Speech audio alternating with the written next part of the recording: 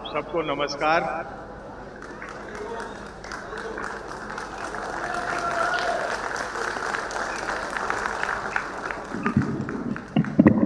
ठीक है, ठीक है।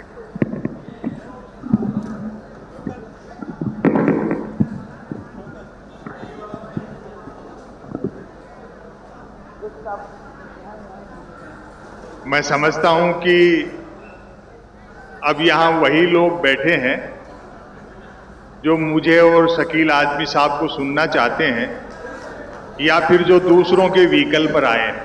जी ठीक है, ठीक। देखिए, आ रहे लोग वापस आ रहे। इमरान साहब की मोहब्बत में चले गए थे, लेकिन जैसे ही उन्हें रुखसत किया है उसके बाद वापस आकर अपनी अपनी नशिस्तों पे आ रहे हैं। यही मैसूर की अपनी पहचान है, मैसूर की अपनी शिनाख्त है कि यहाँ लोग शायरी से मोहब्बत करते हैं, शायर से मोहब्बत करते हैं और अदब के दिलदादा हैं। जोरदार तालियों से एक बार संपत सरन साहब को बताइए कि आप पूरी दिलजमई के साथ उन्हें सुनने के लिए आमादा है। जिस दिन देश की जनता भीड़ बनकर नेताओं के पीछे जाना बंद कर देगी, उस दिन देश बदल जाए।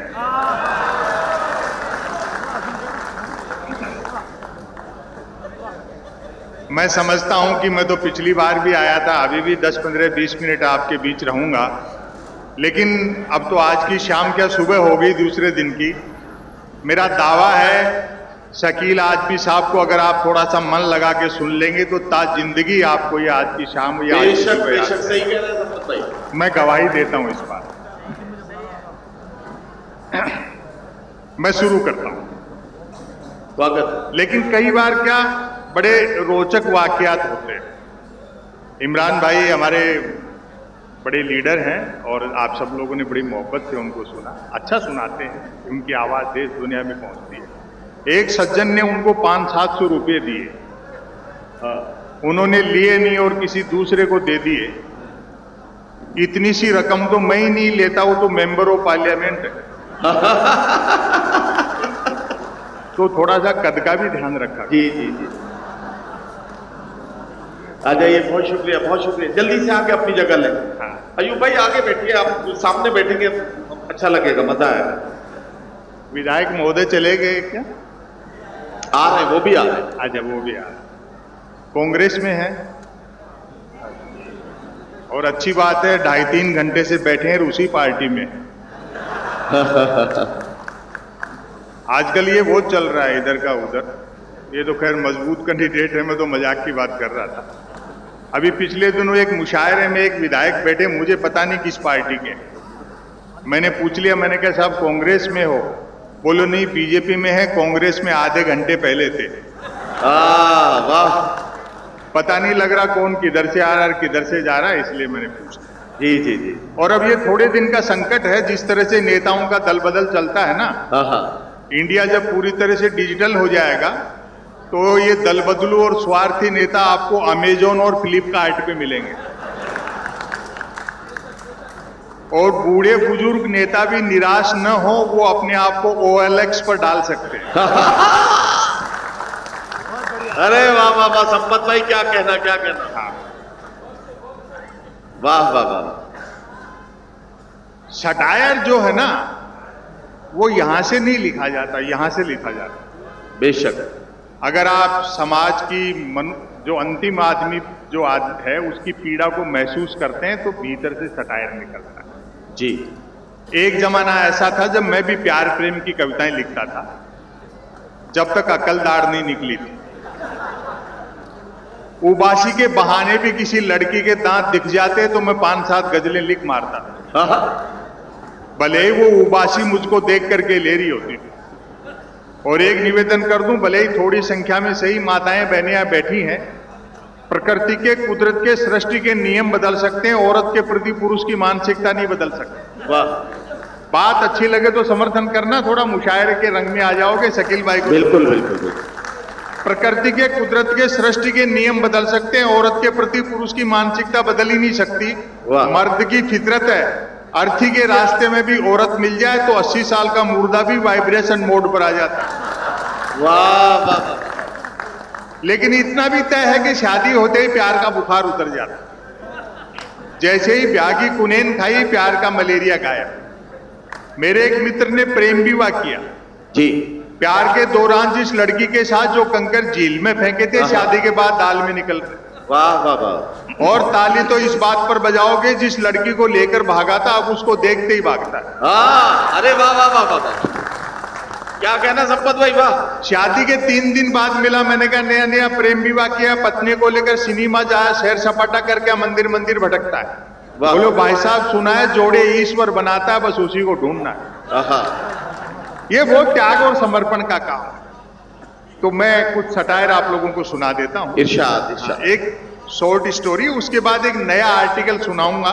2-3 बार सुना है, वो शायर लोग भी आज शायद पहली बार सुनेंगे। मीडिया के लोग यहाँ बैठे, हो सकता है मैंने पिछली बार सुनाया हो, मुझे ध्यान नहीं। अच्छा ठीक है जी। कोई बात। मीडिया मुख्य धारा की मीडिया है क्या? नहीं, मुख्य धारा के नहीं, वो खड़े नहीं रहते, वो कहीं लेटे होंगे अभी। अखबार टेलीविजन जिस दौर में आप देख रहे हैं, खबरों को कैसे तान रहे हैं, वहां कहीं आपको जो वास्तविकताएं हैं आम आदमी की, वो नहीं दिखाई जाती। जिस मीडिया को जनता के लिए मोमबत्ती होना था, वो सत्ताओं के लिए अगरबत्ती हो गया। वाह। एक आदमी कदम ताल करता है तो मीडिया उसको मार्च पास्ट बताता है। तभी मैंने एक लघु कथा निकाली, शॉर्ट स्टोरी, सुनिए साहब, बहुत अच्छा सुन रहे हैं। Breaking news. आत्मनिर्भर नामक राज्य में डिजिटल क्रांति भले ही होने को थी, पर न्यूज क्रांति हो चुकी थी। न्यूज चैनल खबरें तलाशते नहीं गढ़ते थे, और देते नहीं फैलाते थे। क्या कहना। ब्रेकिंग न्यूज की तो मारामारी रहती थी। अब कहानी यहां से शुरू होती है। एक दिन ज्यों ही राजा नहाकर स्नान घर से निकला, त्यों ही एक न्यूज चैनल ने ब्रेकिंग न्यूज दागी। राजा नहाया। दूसरे न्यूज चैनल ने खुशी जाहिर की, राजा आज भी नहाया। क्या कहना, अरे वाह।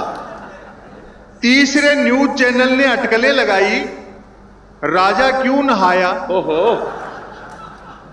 चौथे न्यूज चैनल ने नई जानकारी दी, राजा पहली बार नहाया।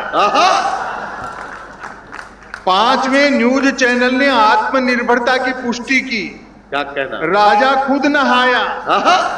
और अब की बार आपकी मोहब्बत मिलेगी तालियों से। छठे न्यूज चैनल ने रहस्योद्घाटन किया, राजा पानी से नहाया। वाह वाह वाह वाह वाह वाह वाह, क्या कहना संपत भाई।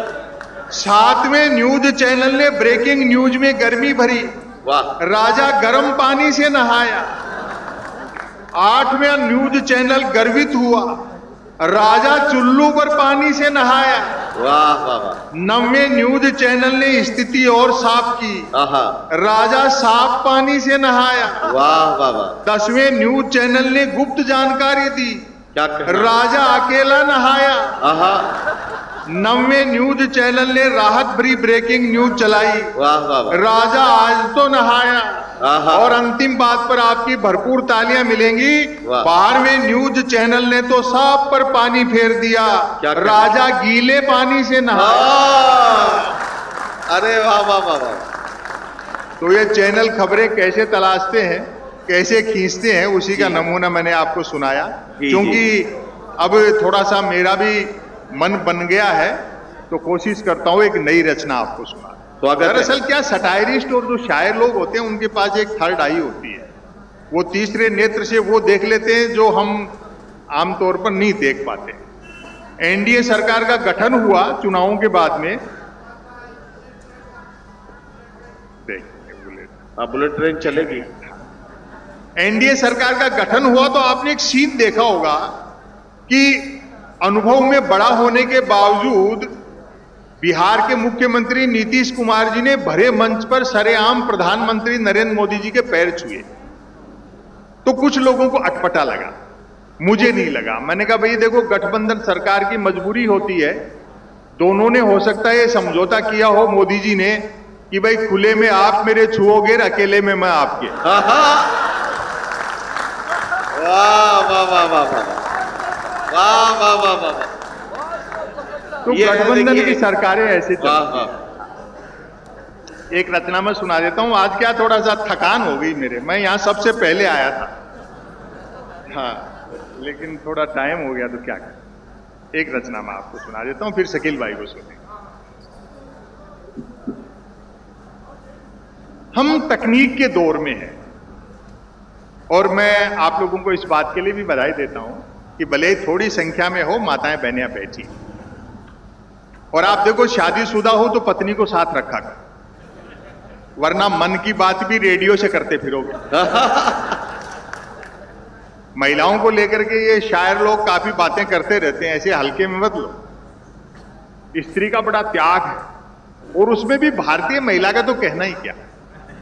वो पति ने डींग हाँकते हुए कहा, मेरा बड़प्पन देख जो तेरे से बिना देखे शादी कर ली।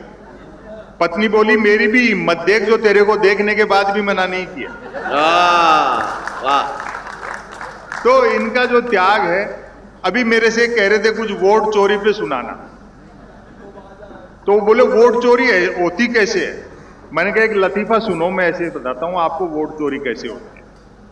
कुछ भी असंभव नहीं है, सब पॉसिबल है।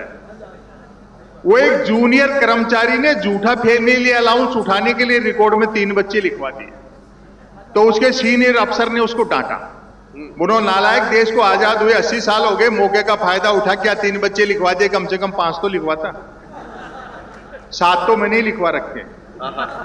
अब वो जूनियर का जवाब सुनना और अंदाजा लग जाएगा वोट चोरी कैसे हो सकती होगी। बोलो क्या 3 बच्चे लिखवा दिए, 5 तो लिखवाता, 7 तो मैंने लिखवा रखे हैं। तो जूनियर बोला अपने सीनियर से, साहब आपका क्या मुकाबला करेंगे, आप शादीशुदा भी तो हो। वाह वाह वाह वाह वाह। तो यहां सब कुछ संभव है। पेपर लीक हो रहे हैं, डमी कैंडिडेट बैठे, अप्लाई एक ने किया, परीक्षा में दूसरा बैठा, इंटरव्यू तीसरे ने फेस किया, नौकरी मिली चौथे को करता रहा 5वां। अरे वाह। वेतन छठे ने उठाया और पेंशन हुई 7वें की। अब आपकी मोहब्बत मिलेगी, जबकि 7वें की डेथ तभी हो गई थी जब पहले ने अप्लाई किया था। वाह वाह वाह वाह वाह। ऐसे दौर में एक नई रचना मैंने लिखी, अभी जबान पे नहीं चढ़ी, लेकिन कोशिश करता हूं आप लोगों को आनंद आए। थोड़ी हिंदी है इसमें, लेकिन हिंदुस्तानी भाषा है। हम तकनीक के दौर में जी रहे हैं और हम में बड़ा डर है कि भाई ये टेक्नोलॉजी आ गई, एआई आ गई, उसके बाद पता नहीं इस मनुष्यता का, मानवता का क्या होगा। लेकिन ऐसा नहीं है, घबराने की जरूरत नहीं है जी भाई। जिसने पहिए का आविष्कार बनाया उसके बाद में ब्रेक भी बना। सही बात है। आग का आविष्कार हुआ तो फायर ब्रिगेड भी बनी। तो इसका भी आदमी कोई ना कोई तोड़ निकाल लेगा, इसलिए घबराने की जरूरत नहीं है। हाँ, लेकिन हिंदुस्तान जो है उसके पास एक जुगाड़ में टेक्नोलॉजी भी होती है। क्या कहना? इसलिए इस लेख का शीर्षक है भारत में स्मार्ट सिटी, स्मार्ट सिटी में भारत। क्या कहना? वाह। हाँ, ताली वाली नहीं बजे, कोई बात नहीं, आप अच्छा सुन रहे हैं।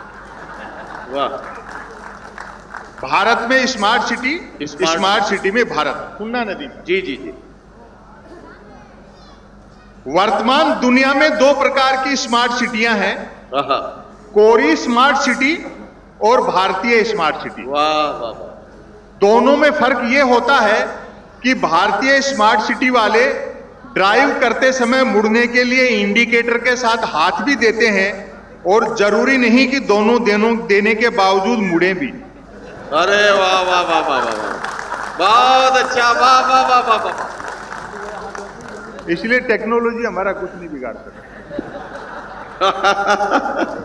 जरूरी नहीं कि दोनों के बावजूद मुड़े भी, या उधर ही मुड़े जिधर का इंडिकेटर दे रहे हैं। बहुत अच्छा। भारतीय स्मार्ट सिटी में एआई के दबदबे के बावजूद जुगाड़ का महत्व पहले की तरह बना हुआ है। वाह। यानी माचिस की तीलियां आग जलाने के साथ ही काम खुजलाने के काम भी आती है। वाह वाह वाह वाह वाह। हर हाथ में स्मार्टफोन और हर समय कॉलिंग, चैटिंग, गेमिंग, मानो भारतीय स्मार्ट सिटी वाले डिजिटल आ गए हो। वाह वाह वाह वाह। बच्चे का जन्मते ही रो देना उसका स्वस्थ होना नहीं माना जाता, हेल्दी होना नहीं माना जाता, बल्कि समझा जाता है कि वह स्मार्टफोन के लिए रो रहा है। अरे वाह वाह वाह। और अगली पंक्ति पर आपकी मोहब्बत चाहिए, भरपूर समर्थन करना जी। भारतीय स्मार्ट सिटी में बाजारों पर चीन का कब्जा है और दिमागों पर अमेरिका का। वाह वाह वाह वाह वाह। और कहते हैं आत्मनिर्भर बनाएंगे। ये बात जिस माइक पर बोलते हैं वही चाइना का है। वाह। भारतीय स्मार्ट सिटी में बाजारों पर चीन का कब्जा है और दिमागों पर अमेरिका का। जहां तक भारतीय स्मार्ट सिटी में एजुकेशन का सवाल है, लोगों में पढ़ने पढ़ाने का जोश देखते ही बनता है। वाह। जब तक पास होते रहे, पढ़ने जाते रहे, जो ही फेल हुए खुद स्कूल खोल लिए। अरे वाह वाह वाह वाह। वर्चुअल दुनिया में खोए युवा तो लैंग्वेज का इस्तेमाल तभी करते हैं जब बॉडी लैंग्वेज काम नहीं दे रही। क्या कहना, कंधे ही बोलते हैं ना आजकल बच्चों के, बॉडी लैंग्वेज काम नहीं दे रही हो, बोलचाल में अंग्रेजी पर भारी जोर रहता है। वाह। किसी भारतीय स्मार्ट सिटी वाले से उसके मोबाइल नंबर पूछो तो वह आधे नंबर अंग्रेजी में बताता है, जैसे 9414024365। वाह वाह वाह वाह। भारतीय स्मार्ट सिटी में पढ़ाई लिखाई लेन देन तो ऑनलाइन होते ही हैं, लोग अपने घर भी जीपीएस के सहारे पहुंच पाते हैं। वाह वाह। घर में एंट्री के समय हर उस पति को आईडी दिखानी पड़ती है जो समय से पहुंचता है या बिना पिए पहुंचता है। अरे वाह वाह वाह। बड़ा अच्छा सुन रहे हैं आप। भारतीय स्मार्ट, अब देखना बारीक व्यंग, जो बात इमरान भाई कह गए मैंने दूसरे ढंग से की। जी जी जी। भारतीय स्मार्ट सिटी में जगहों, रास्तों, बिल्डिंगों के नाम बदले जाने पर भारी जोर रहता है। वाह वाह। ताकि भारतीय स्मार्ट सिटी शुद्ध भारतीय स्मार्ट सिटी बनाई जा सके। एक एक आदमी की ताली उठेंगी। शुद्ध भारतीय स्मार्ट सिटी बनाई जा सके। भले इस बात का जवाब किसी के पास नहीं हो, तवाइफों का मोहल्ले का नाम बदलकर गणिकापुरम कर देने से उन औरतों की दशा कैसे बदल जाए। वाह वाह वाह वाह वाह। भारतीय स्मार्ट सिटी में जगहों, रास्तों, बिल्डिंगों के नाम बदले जाने पर भारी जोर रहता है ताकि भारतीय स्मार्ट सिटी शुद्ध भारतीय स्मार्ट सिटी बनाई जा सके। भले इस बात का जवाब किसी के पास नहीं हो कि तवाइफों के मोहल्ले का नाम बदलकर गणिकापुरम कर देने से उन औरतों की दशा कैसे बदल जाए। अरे वाह वाह वाह। क्योंकि भारतीय स्मार्ट सिटी वाले विकास के लिए नहीं, सिर्फ मोक्ष के लिए जीते हैं। मोक्ष उसको कहते हैं जिसमें जन्म मरण के बंधन से छुटकारा मिल जाए, कि दोबारा दुनिया में नहीं आए।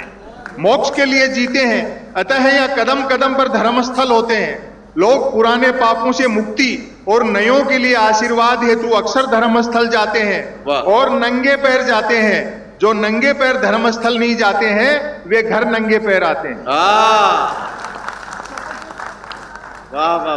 भारतीय स्मार्ट सिटी में सड़कें सिर्फ इसलिए सकरी रखी जाती हैं ताकि लोग गाड़ियों के पीछे लिखवा सके, जगह मिलने पर ही साइड दी जाएगी। रोड लाइटों की टाइमिंग तो शायद सूरज से कनेक्ट रहती है। कॉरपोरेशन के लोग बैठे होंगे, ध्यान दें। रोड लाइटों की टाइमिंग तो शायद सूरज से कनेक्ट रहती है, क्योंकि तमाम रोड लाइटें सूर्योदय होते ही जल उठती हैं और सूर्यास्त के साथ ही बंद हो जाती है। क्या कहना, क्या कहना। भारतीय स्मार्ट सिटी में इस तरह की घटनाएं आम रहती हैं कि कोई अपने दोस्त को शाम 5 बजे शिकायती फोन करता है। सुबह 5 बजे गुड मॉर्निंग का इमरजेंसी मैसेज व्हाट्सएप किया था, नेट 12 घंटे हो गए, रिप्लाई तो दूर तुमने देखा तक नहीं। दोस्त अनदेखी का कारण बताता है, एक काम में लगा था सो सोशल मीडिया पर एक्टिव नहीं रह सका। इससे आप समझ ही गए होंगे कि भारतीय स्मार्ट सिटी में सोशल मीडिया पर वे ही लोग एक्टिव रहते हैं जिन्हें कोई काम नहीं होता। वर्क फ्रॉम होम कल्चर के बावजूद भारतीय स्मार्ट सिटी वाले इस हद तक मिलनसार होते हैं कि सार निकलने तक ही मिलते हैं। आप जाएं किसी से मिलने, आपको देखते हुए यूं बाहें फैला देगा मानो हजारों सालों से आप ही का इंतजार कर रहा था। वह तुरंत आपको नजदीकी टी स्टॉल पर ले जाएगा और ऑर्डर देगा 12 नंबर। 12 नंबर चाय का अर्थ आप तब समझेंगे जब एक ही चाय 2 गिलासों में आएगी। वह अपनी चाय आपसे पहले पी, अपना बंद स्मार्टफोन कान से लगा, जरा दूर चला जाएगा थोड़े इंतजार के बाद आप ही पेमेंट करेंगे। जहां कुछ समय पहले आपके मन में झल्लाहट थी कि भाई ने चाय तक पूरी नहीं पिलाई, पेमेंट के बाद तसल्ली रहेगी कि चलो सस्ते में छूटे। समापन करता हूं, इसको खत्म करता हूं, फिर शकील भाई को सुनेंगे।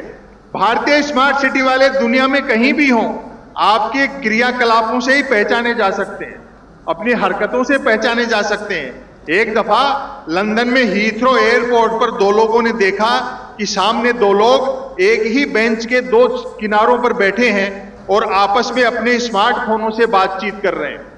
देखने वालों में से एक ने हंसते हुए कहा, 1.5 गज के फासले पर बैठकर भी स्मार्टफोनों पर बातें, लगता है दोनों भारतीय हैं। उसके साथी ने साफ किया, भारत में भी किसी भारतीय स्मार्ट सिटी से हैं, क्योंकि आपस में बातें करते हुए दोनों एक दूसरे के पास भी खिसकते जा रहे हैं, यह सोचकर कि मैक्सिमम निकटता हो तो मिनिमम डाटा खर्च होता है। बहुत अच्छा सुना, समापन करता हूं, खत्म करता हूं। सुनते हैं कि भारत सरकार अपनी बनाई हर भारतीय स्मार्ट सिटी को यूनिक भारतीय स्मार्ट सिटी बनाने के लिए वहां के मरने वालों का अंतिम संस्कार, जलाना या दफनाना, उनके रजिस्टर्ड मोबाइल नंबर वाले स्मार्टफोन और आधार कार्ड के साथ कंपलसरी करने जा रही है, ताकि यमराज ओटीपी द्वारा कंफर्म कर सके कि उसके दूध किसी और को तो नहीं उठा लाए। वाह।